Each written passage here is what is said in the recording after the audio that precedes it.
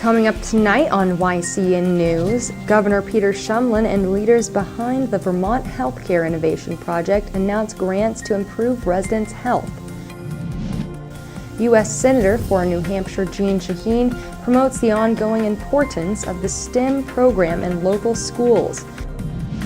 And a report is released proving New Hampshire moose hunters' success is increasing. For more news, weather, and sports, it's time for YCN, your local view. Now, your daily digest of the Dartmouth Lake Sunapee region, southern Vermont, and Windsor County. News, sports, weather, and all that is happening in our area. The news on YCN, your local view. Good evening, and welcome to this Friday edition of YCN News. I'm Rose Spillman. In Vermont today, it's been a day of grants. Grants to help local businesses, grants to lower the cost of health care. Statewide, Governor Peter Shumlin and leaders behind the Vermont Healthcare Innovation Project announced $2.65 million will be available to improve residents' health. This money comes in the form of 7 grants. Vermonters' health improvement is the goal. This will be done by supporting 3 core strategies of the Healthcare Innovation Project. First, the focus of preventative health care will be emphasized. That's because payment to healthcare providers will be based on the appropriate medical care for the moment, not the number of times the nurse or doctor treat a person. Second, designing a plan that tracks healthcare services so that a person's medical needs are not overlooked or forgotten between visits. Third, relying more and more on electronic medical record keeping rather than paper. This plan will keep accurate medical information on a patient available to all healthcare providers the person sees. Shumlin says these 3 changes are part of his health reform plan. The grants reflect the variety of needs to Vermonters across the state. Chairwoman of the state's Healthcare Innovation Project, Anya Rader-Wallach, says the grant money will support community health centers and foster collaboration among centers. For example, $193,000 will go to the Developmental Disabilities Council and Green Mountain Self-Advocates to improve healthcare services for adults with special needs. $900,000 will go to a program focusing on quality health care, a plan to improve the quality of surgical care in the state and reduce after-surgery complications. At the workplace, an employment assistance program known as Invest EAP will be tested. This will be done care of a $60,145 grant at the King Arthur Flour Company. Invest EAP will determine the value of doing behavioral health screenings. All of the grants are from the federally funded Centers for Medicare and Medicaid Services Innovation Center. In other financial news benefiting Vermont today, $1 million will go toward the state's Community Loan Fund based in Montpelier.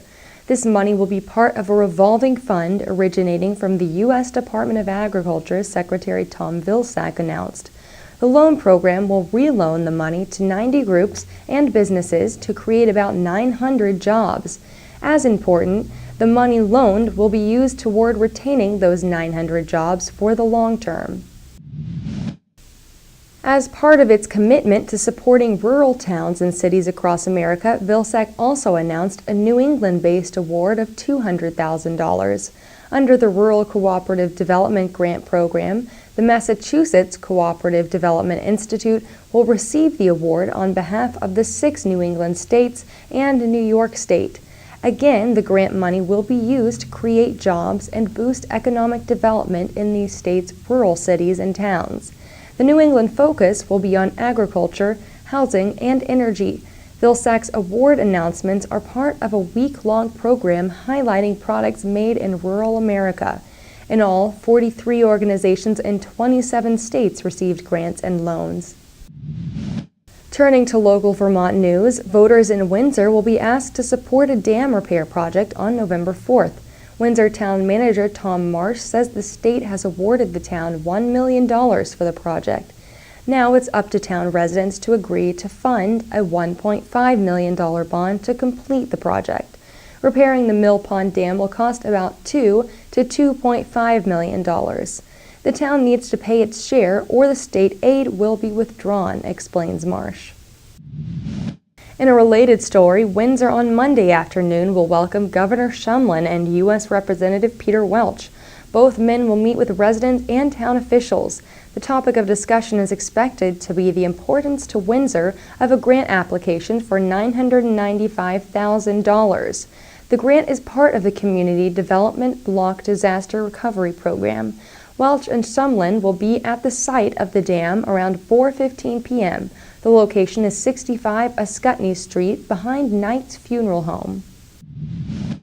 U.S. Senator for New Hampshire Jeanne Shaheen met today in Manchester with leaders of the University of New Hampshire's STEM Discovery Lab. Today she delivered a speech promoting the ongoing importance of the STEM program in New Hampshire schools. STEM stands for Science, Technology, Engineering, and Math education. The program and Manchester Lab was designed to enhance education for Memorial and Central high schools in the Manchester area. Initiatives like UNH's STEM Ambassadors program put us on the right track for economic success, said Shaheen.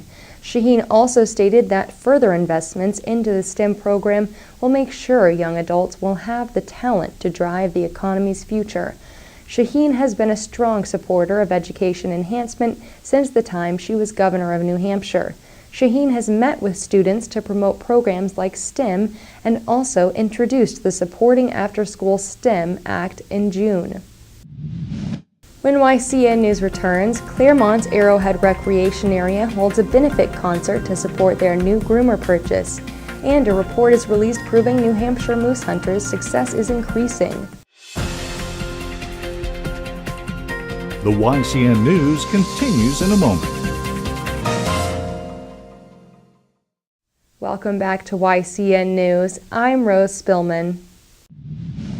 Claremont is home to many things, including a neighborhood ski area, the Arrowhead Recreation Area. Recently, Arrowhead unveiled a groomer purchased for the upcoming winter season. Now, ski enthusiasts and music lovers have an opportunity to come together to support the organization and donate to the costs of the new groomer. Let's learn more from a member of the Arrowhead Board of Directors, Mike Snyder. I came up with the idea that it would be good if we could have a really great concert for you folks and raise some money in order to pay for the groomer. So we're going to do that on October 25th at 7:30 p.m. at the Opera House right here in Claremont. We're going to be having a Fuel the Groomer benefit concert, which is going to be featuring the band Smoke and Mirrors, which is very popular. Everybody up and down the valley knows Smoke and Mirrors. It's a band that does everything from swing to rock to country, even a little bit of jazz. And they're just a fantastic group. Anybody who buys advance tickets will be eligible for a 10% discount at 4 of the restaurants right here in Claremont. Those 4 restaurants include New Socials, Revolution Cantina, Time Out Sports Bar and Grill, and Ramonto's Pizza. So you can really make a great evening of it if you buy those tickets in advance. And then, for those of you who do come to the concert that evening, we're going to be holding a raffle.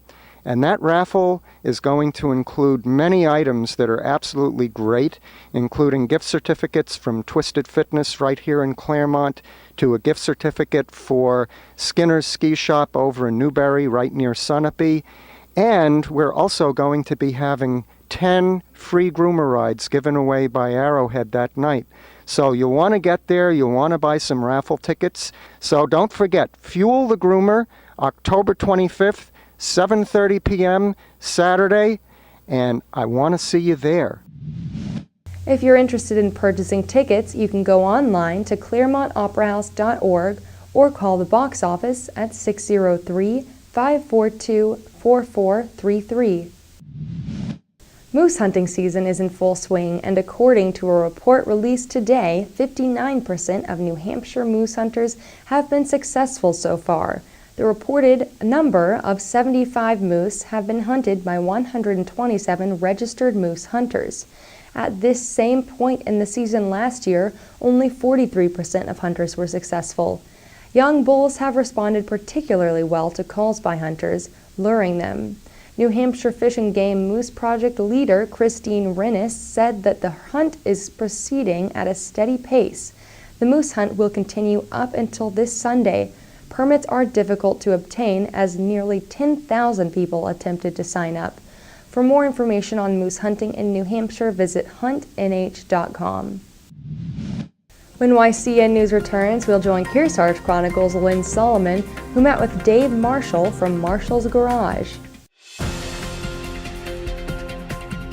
The YCN News continues in a moment. Welcome back to YCN News. I'm Rose Spillman. Now Matt McDonald will have a look at our weather for the next few days and then move on to sports. Thanks, Rose. Tonight we'll have cloudy skies with lows in the 40s and winds around 5 miles per hour. Tomorrow we'll have a high of 57 degrees with mostly sunny skies and winds between 5 and 10 miles per hour. Tomorrow night we have a 30% chance of showers between 11 p.m. and midnight. Skies will be mostly cloudy with winds up to 10 miles per hour. Lows will be around 42 degrees. Sunday will be partly sunny with winds up to 15 miles per hour and highs in the 50s. Sunday night will be partly cloudy with lows in the upper 30s. Now let's take a look at our fall foliage report. We will continue to bring you foliage updates in New Hampshire and Vermont counties.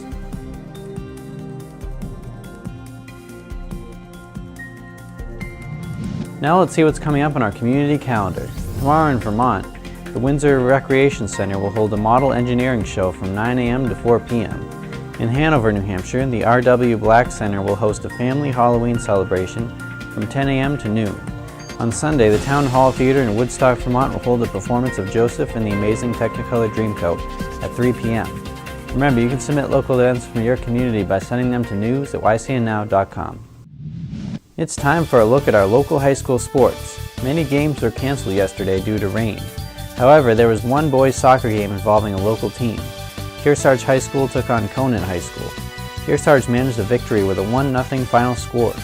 We will bring you more game results on Monday following a weekend of exciting games. Thanks, Matt. When YCN News continues, we'll join Lisa Connell and John O'Connor for this week's News in Review. The YCN News continues in a moment.